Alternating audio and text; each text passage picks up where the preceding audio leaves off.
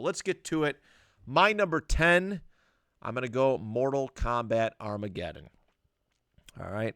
I loved that MK Armageddon brought the full roster at that point together. You have a lot of characters that hadn't been seen in a while, haven't been upgraded to the 3D era. You know, it was pretty neat to see like Shiva and Stryker and some of these other characters. I just remembered Cabal. I don't think I named him in the name game, but you know, like a lot of these characters that have been moved on up to the three-dimensional era. It had everybody. It was a mostly nice bow on the franchise up to that point. What I was disappointed in the most, and I think many, if not all, could agree on this, is the lack of individual fatalities for characters. The fatality aspect of it, I feel, is critically important to Mortal Kombat games because it shows personality. It makes everybody feel different. And I did not like the idea of just putting in a bunch of combinations and seeing how fast you can input certain buttons to create a fatality. I think this was easily the worst aspect of this game. Easily the worst aspect of this game because it felt less than. All right. But even still, there's a lot to be, excited about for it. There's the creative fighter. There was motor combat. And again, just the roster size. And I actually think the Conquest mode was quite fun in it, too. I did like that aspect of it. But my three favorite fatalities from this game, I'm actually going to go with stage fatalities because obviously, again, the combination one and all that, entering combos and stuff, I didn't like that. But I liked the grinding wheel in Shao Kahn's arena. There was a lot of cool stage fatalities in that one. But the grinding wheel was great because you uppercut your opponent into it, and it hesitates a little bit before processing, before pushing through your character and grinding them up and spitting them out. That was unique to that game. The next two, I believe, are from Deception. But the spikes from the falling cliff, so you had that cliff level where the arena floor is starting to kind of, parts of it are falling off, and you don't want to get caught on the side of it while it's falling because then your match is over. But you fall into the spikes and it's over. It's quite it adds an extra layer of awareness to the fights, which I feel. And then the Sky Temple, the splat. It's either Deadly Alliance or Deception. I'm pretty sure that this level was in Deception, but you have to knock your opponent first down a whole level, and then eventually you knock them down past another like guard, like a wall, gate kind of thing, and they just fall and fall and fall, and they eventually just go splat on the ground. So that's the kind of list we're doing here today. But those are my three favorite MK Armageddon fatalities. That is the last one that I do any single stage fatality. And obviously that was just out of necessity. But that's my number 10, Mortal Kombat Armageddon. Number 9 is Mortal Kombat 10. I have this one on a few different consoles. I have it on my Nintendo Switch as well as my PlayStation 4. But Mortal Kombat has taken great strides in recent years to, I think, become more respected as a technical fighter.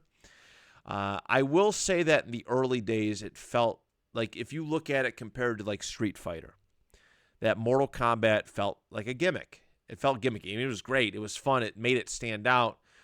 But as far as like competitive play, like Street Fighter felt more technical, I guess, if that makes sense. But in the last couple of entries that, Mortal Kombat has put out, you're definitely seeing a lot more creativity with combinations and stuff like that. And I think Mortal Kombat now, although I have not played MK1, the new MK1, has made great strides in being a total great fighting game.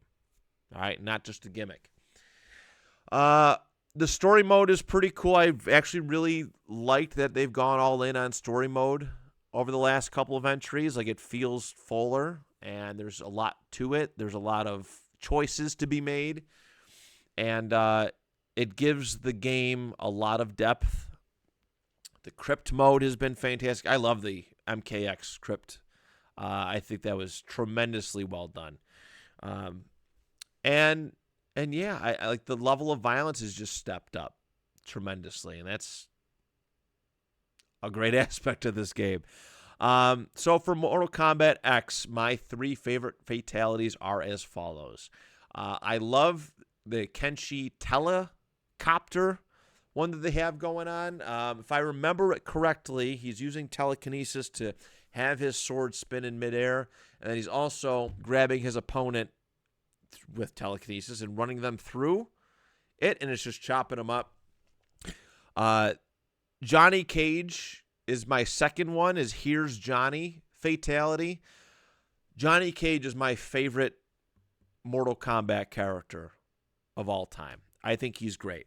His personality has really come a long way over the years. But that Here's Johnny fatality, while if you do it over and over again can feel quite boring, plain, and redundant, the first couple times where you watch Johnny dig through his opponent's torso, pull it apart, and go, "Here's Johnny," it's hilarious. It makes me smile and laugh all the time because it's very fitting of his personality. And then C, or my third favorite fatality for this game, is the Cassie Cage selfie one. How on brand. Johnny Cage's child, who has the looks of her mom and Sonya, and the goofy personality, like this new age personality of Johnny Cage, is doing stuff and taking selfies. It worked so good. And Cassie Cage is one of my favorite newer characters. I actually feel bad now that I didn't name her off for the name game, but I was trying to go in order. But MKX, great game. I enjoy playing it. I'm replaying it now, playing it to get excited for this show. I've been playing it a lot lately. So, number 8. This game gets a little bit of a bad rap. I don't quite understand. I mean, I understand it. It has aged very poorly, if you're into that sort of thing. But I love it. You know, these older games are time capsules for me. But Mortal Kombat 4 is my number 8. I love this early entry into 3D. And I already told the story of the time I played it in an arcade. I have it on a retro game console. I have the actual physical PlayStation disc. But it was cool to see these characters get these upgrades, these visual updates. All right. Reptile, another character that I love from this franchise. Now he looks more reptilian. And in his alternate costume, his ninja costume, it's not just a color palette swap of Sub-Zero and Scorpion in green. No, you actually see his reptile skin and face underneath it all. And that is what Mortal Kombat, the upgrade to 3D was supposed to be. And there's some really great characters introduced in it. There's a lot that just kind of disappeared, like Kai and Fujin and Raiko. Although Fujin has been brought back. Oh, Jarek.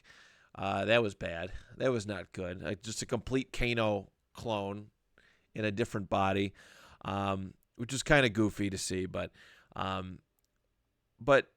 get the iconic ones like Quan Chi and Shinnok. And it's just it's a really good story. It's a really good story. I like it considerably. So my 3 favorite fatalities from this game, and I will criticize it that some of the fatalities are just lazily done, that they're just copy paste from other characters. But not the ones that I have for this list. All right, not the ones that I have for this list. So my first favorite is the Quan Chi leg beat one. Like, good God, that might be the greatest fatality of all time. All right, ripping off your opponent's leg and just beating the crap out of them repeatedly over and over again until the next screen. Like, I laugh watching it.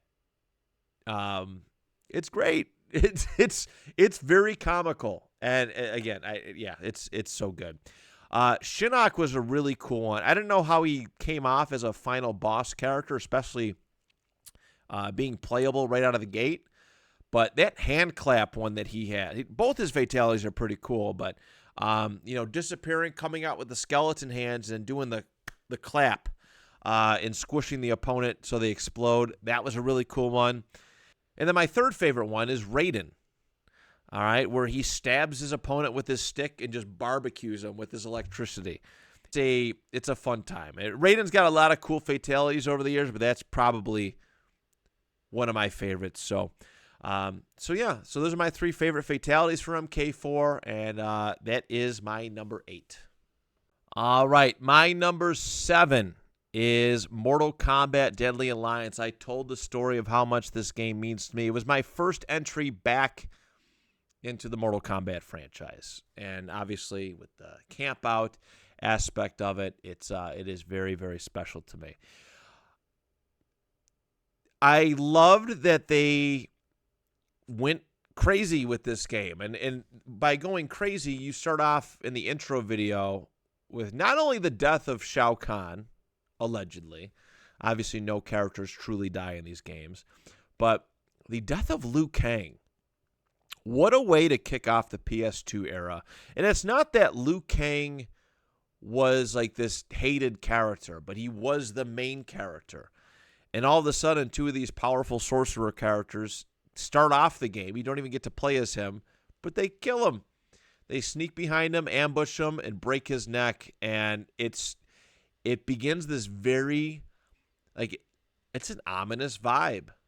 A Mortal Kombat game without Liu Kang featured, holy crap. That's dark. And that PS2 era of Mortal Kombat games are very dark and heavy. And I like that about them. But yeah, it brought back a lot of old favorites. I loved the multiple fighting styles, as well as the proper introduction of weapons. Some of these characters with swords, you used to be able to hit R1 button and impale, and what their health would just drain. I thought that was a cool feature. They brought back Test Your Might. They did Test Your Sight. And there was a lot of other neat features. There was the debut of the Crypt, right? The debut of the Crypt. I still remember, I think it was they used to do a letter coding. So every row was a letter. So it was like AA, AB, AC. And I very clearly remember the FU Crypt, opening it, and it was just empty, which I hated because you worked hard for these coins, and you get it to open an empty crypt kind of blows. But also they introduced Conquest Mode, which helped add some depth to the game and helped teach you the new play style that was going to be utilized throughout this PS2 era. So I have nothing but love for it. But the fatalities suck in this game. All right, I will say that they went down to 1 fatality, which I hated. Never liked that. And a lot of them were kind of dookie. I think about Quan Chi's leg beat that I just mentioned in MK4. And his fatality in this game was to stretch out his opponent's neck like a giraffe and then watch them walk a couple steps and just fall over.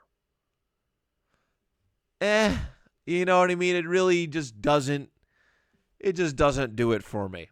But that's just me. And there were some other ones that were just kind of just garbage and unnecessary. But my 3 favorites are the Sub-Zero skeleton rip. Yeah, he goes through the back in this one and rips out the skeleton through the back. The Kung Lao hat throw, where he throws it, it's in their head, and then he steps on them to pop it up out of their head. I think that was a cool visual. And then Shang Tsung's Soul Steal one, where he stomps on his opponent, and the visualization, all the souls kind of leaking out and absorbing into Shang Tsung, I think it makes it look really cool. So MK Deadly Alliance, there's some other good ones. These are my 3 favorite. Shout out to like Movado. I thought his was kind of cool with the spiked, the cleats and some other stuff. But yeah, MK Deadly Alliance. That's my number 7. My number 6 is the original Mortal Kombat, 1992, where it all began. And I have replayed this game many times on different systems. I played it on Sega. Everybody remembers the Blood Code. I played it on Super Nintendo. Those fatalities aren't great, but obviously it didn't do well on that system. But it changed the way that video games were seen and played, because I think everybody knows at this point, but without Mortal Kombat and maybe 1 or 2 other games, we don't get video game rating system. All right, it brought a lot of eyes and attention to the video game industry and had to regulate itself. The ESRB became, and now that's why we have the teen or mature ratings. Before, Sega was the only one doing ratings on their boxes. They had K through A, and mature, and there were some titles that just weren't allowed on store shelves because of how violent they were. But a lot came from this game. Enough about the video game culture. This game was it's trend-setting, all right, for a variety of good reasons. It brought people back into the arcades. The 90s were not a very kind era to the arcades. They were dying. A lot of them were folding up and closing. And MK brought a lot of people back into it. They wanted to try out these fatalities and see what secrets that they could unlock. There was all sorts of rumors. All right, that's how Ermac was created. There was a rumor about a Red Ninja character that was in the game. And, Reptile being one of the first actual Easter egg characters, first hidden characters. You got to do these certain things. Everything has to work out right for you to get a chance to fight Reptile. Everything had to work out right for you to get a chance to fight Reptile. And he's got the powers of Scorpion and Sub-Zero, and he's way faster. He's twice as fast. Great game. Great game. Many great memories around it. My 3 favorite fatalities of this game are Kano's heart rip, all right, where he just reaches in the chest and does his... No, he holds it up in this one. In the other games, I think they reused his skin for another game, but he does the flex thing. But he used to hold it up, and you could hear the heartbeat. Like, it's pretty grim. Scorpion's toasty fatality is incredibly iconic. Pulling his head off and revealing that he's a skeleton underneath, and just the fire and just charring, the opponent's skin, so it's just a skeleton. And then, of course, Sub-Zero's spine rip.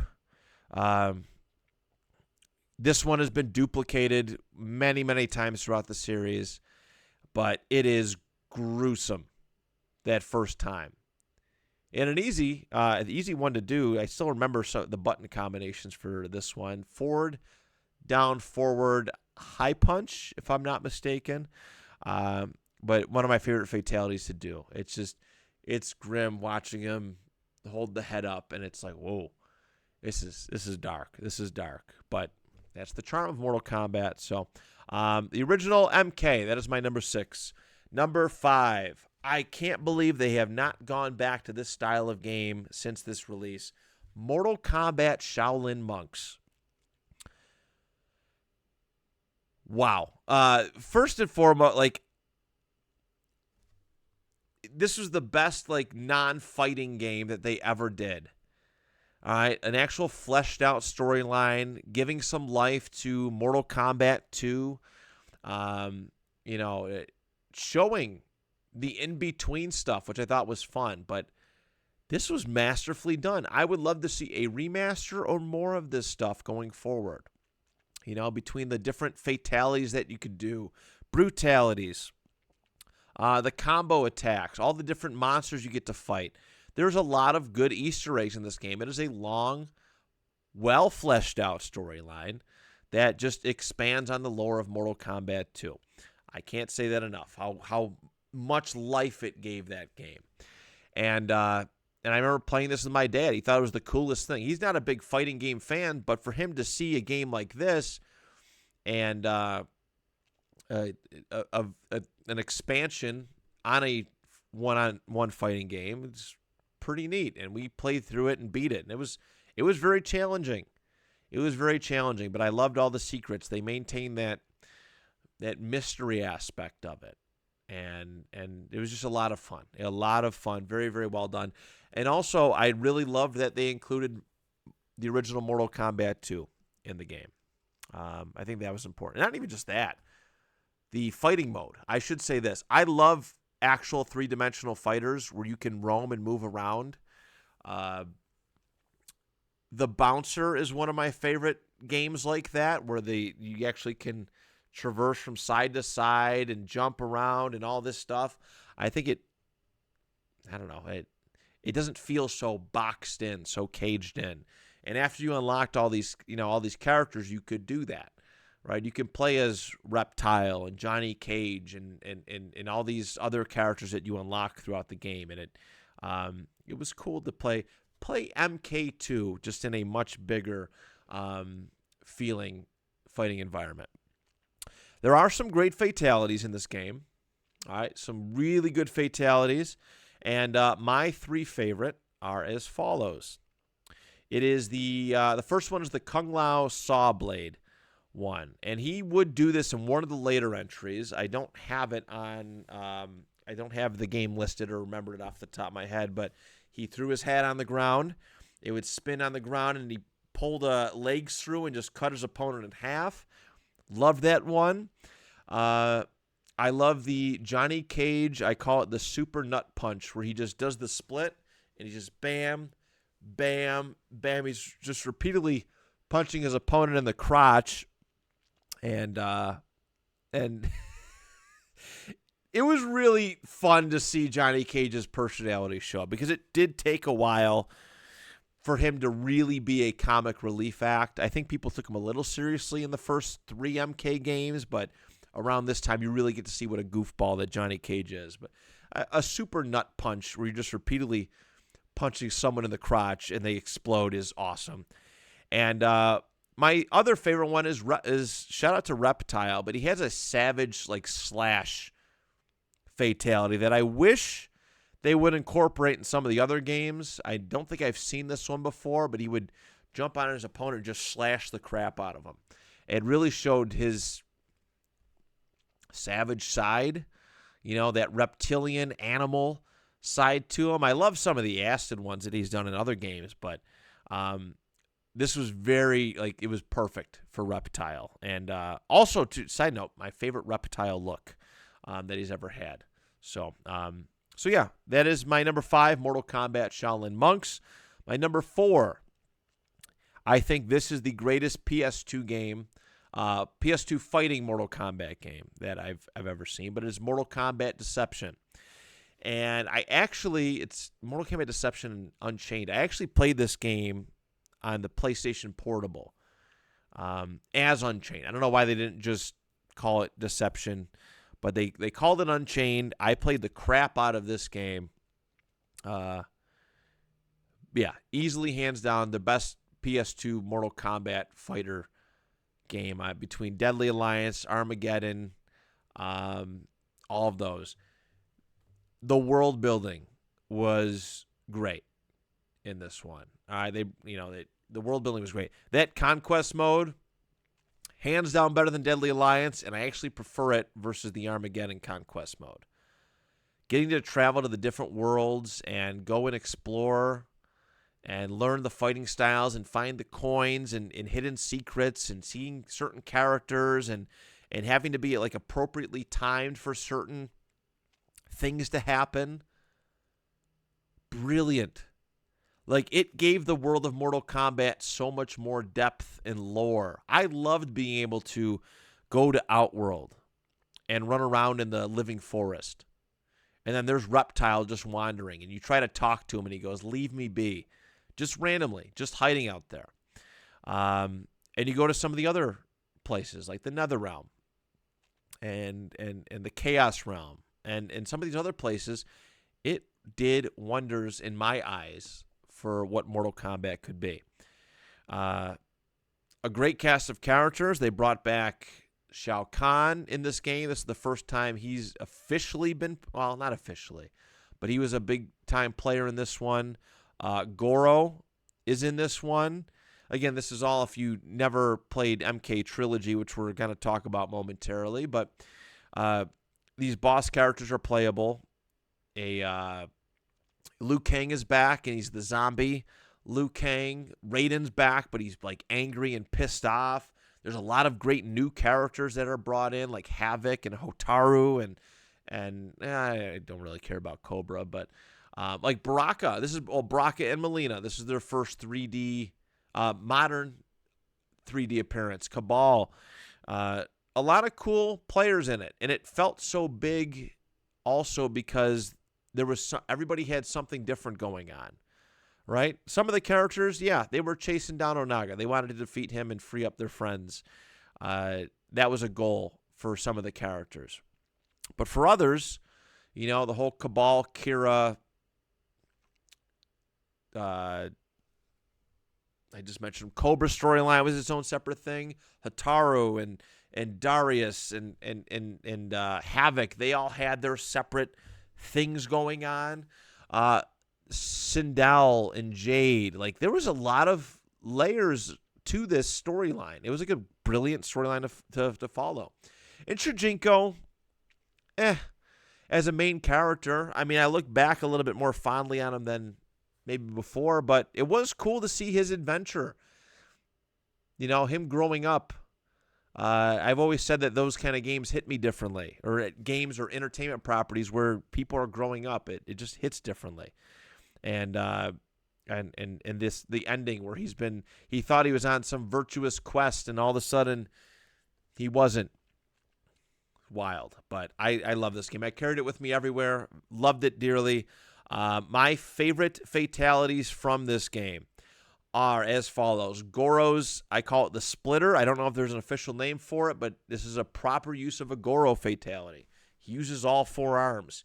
He grabs both his opponent's arms and both of his opponent's legs and stretches them out so they explode. And again, proper use. I hated Goro's fatalities because you could secretly unlock him in MK4, but all it was I think it was just an uppercut and a kick. So the uppercut, a lot of characters had, including Johnny Cage, and the kick where they kick through the torso and just flip, like Raiko had that, and maybe one other character. But this gave Goro some actual stuff to enjoy, and it was neat. It was really cool to see that happen, and so there's that one.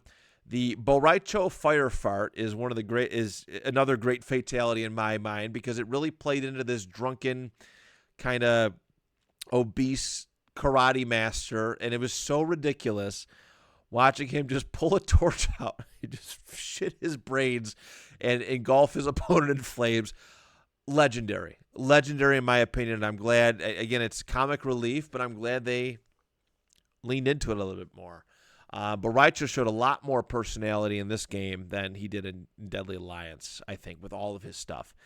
And Darius, the arm rip fatality. I loved this one. I mean, it's definitely inspired by Jax's arm rip from MK2 and maybe MK4.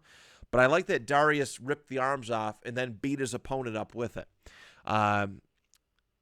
It added some complexity, some layer, some oomph to that fatality. So, Mortal Kombat Deception / Unchained. That is my number 4.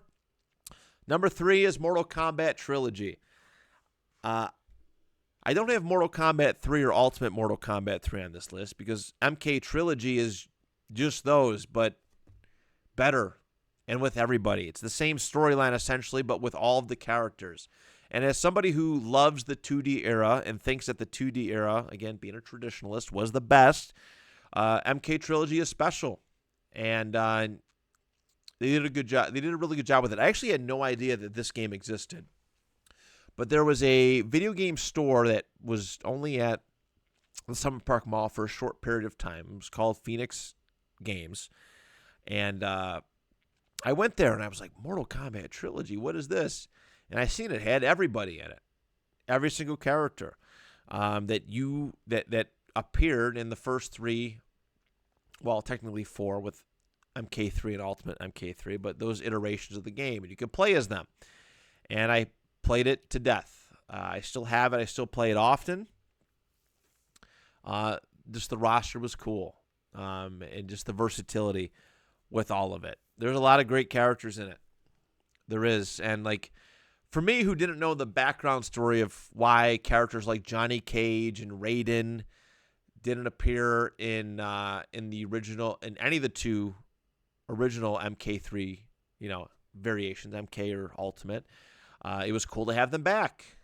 And obviously Johnny Cage got a complete makeover. Raiden, they just ported over his MK2 costume, get up with all that, and just inserted it into the MK3 system. That was neat for me. And yeah, that's the ultimate benchmark. I'm very glad to see that this is going to be part of the Legacy Collection, as it should. I'm pretty sure it is. It better be. I think it is. My 3 favorite fatalities from this game. I actually didn't even have to really do trilogy when it comes to this, because all 3 of these were in all 3 variations of MK3. But I like the Striker bomb explosion. I know people hate Striker and give him a hard time. I love the character because he's so underrated, and I think he has some cool moves. But I love when he straps the bombs to his opponent, flips away, and does the air plug so it blows up. Shiva's skin rip is awesome. Pulling it's very on brand for a Shokan, where she just pulls the skin down and it's just leaking skin. It's just leaking bones and organs, it's pretty graphic. And then I think another, this is a top 5 fatality for me all time, probably 2 or 3, honestly, is the Robot Smoke Armageddon fatality, where he just releases all the bombs and the whole world explodes, which is so over the top, so goofy, but so fitting of a Mortal Kombat game and so perfect. I know that Cyrax used it in MK Gold, if I'm not mistaken, a game which I never played, but I've seen the fatalities from it. And I hate when fatalities get reused, really, and it just feels like it's cheapening, especially reused by other characters more so. It just feels very cheap to me. But Smoke's Armageddon fatality from MK3 is phenomenal, or the MK3 Ultimate Trilogy line of games is awesome. And that is my number 3, MK Trilogy. Number 2 is Mortal Kombat 9, or as I call it, Mortal Kombat 2011. It basically is just an updated Mortal Kombat Trilogy with a couple of essential characters added to it. And really well done. Really well done. I don't know how I feel sometimes when they do all this multiverse stuff or going back in time and trying to change things. And I think it's lazy writing, but this one works for me because it is Mortal Kombat Trilogy. It did add life to the first 3 Mortal Kombat games, seeing all the in-between stuff, the individual feuds and rivalries, right? It added human Cyrax to the first MK game, which I thought was kind of neat to see him non-cyborg. You get to see Raiden kind of trying to change things up, trying to convince Scorpion not to murder the original Sub-Zero because it'll unleash Noob Saibot and things will get crazy. There was a couple other things that they did I thought were really cool. It just added life to those games. And I honestly it's very deserving of my number 2 spot. I remember when the demo came out, the free demo, super excited for it on the PS3. I was telling everybody about it. I'm like, man, this game is great. And it is. I think it still holds up really, really well. But I remember you could play as Scorpion, Sub-Zero, Melina, and I think there was one other character. It might have been Baraka or Reptile. but you could fight in the living forest, and it was just so well done. I'm like, this is MK moving in the right direction. And this is the first time they started really doing guest characters, right? I think, pretty sure Kratos is in this game. And there might be one more, but seeing Kratos in it, I actually do like the guest character route that they've been taking. So my 3 favorite from this one is, again, Quan Chi. We're going to go the leg beat down because he's in this game. He, in the original timeline, he doesn't necessarily fit in. He doesn't show up till MK4. But it looks amazing in this one. All right, it's an updated one, and they did a really good job of just adding base to this ass whooping that he does with his opponent's leg. The other one, my second favorite, is Shang Tsung's identity theft, where he takes over, weakens his opponent, takes over their body, and forces them against their will to rip their own head off. I think it's like it's dark, and the way that it's played out in the the fatality sequence, it adds a little tension to it all, right? The opponent's fighting it. It's not just doing it. The opponent's trying to resist, and it's what a way to go, right? And then my number 1 favorite fatality from this game is Noob's Make-A-Wish. All right, he splits into 2, rips his opponent in half, and